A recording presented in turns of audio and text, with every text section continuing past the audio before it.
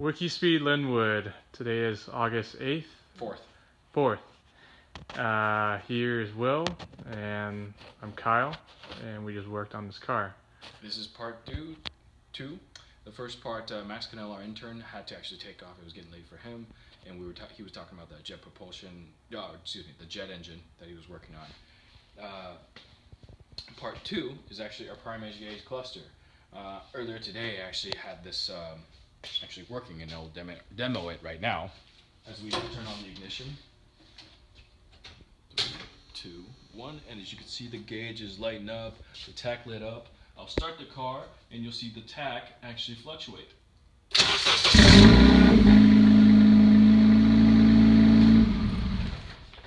So, with that demonstration, we know that the tachometer works, and we know that to work to a certain extent. We still need to figure out which gauges don't work, as we know that the speedo may not be connected to the dials and the bearings. But however, the primary extension slightly, we know those connections are correct and they work. We know the colors.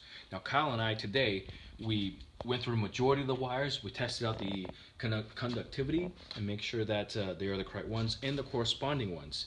So it seems like from this result that when we plugged it in earlier, there was no connection, nothing turned on.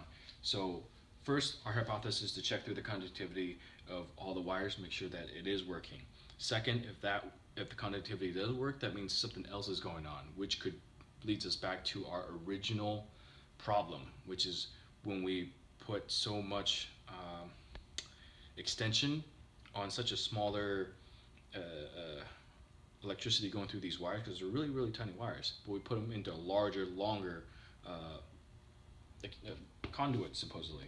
So that, in a sense, would drop the voltage quite a bit and may not actually have enough juice to power it through to the end. We might need to figure out something else.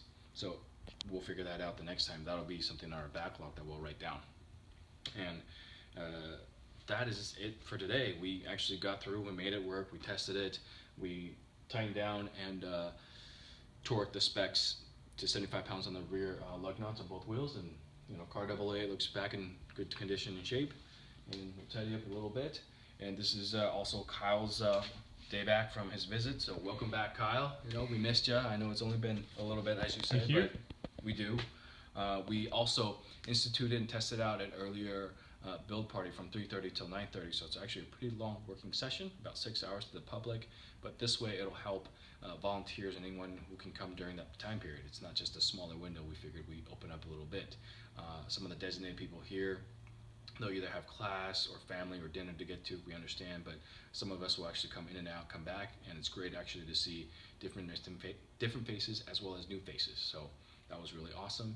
We're going to continue to test this out next week and see if the earlier 3:30 build time to about late 9:30, 10 o'clock, we did go over a little today, and see how that works out. All right, thank you very much. What we recommend for people doing this in the future is to be a little more careful. You might pinch yourself a little bit, but it's only a flesh wound. It's okay. Use a voltmeter to check the conductivity of the wires so that you know which ones are which. So because we have a lot of doubling up, that way you know, oh, this brown one goes to that brown one, and it's the same one going to that main plug wire.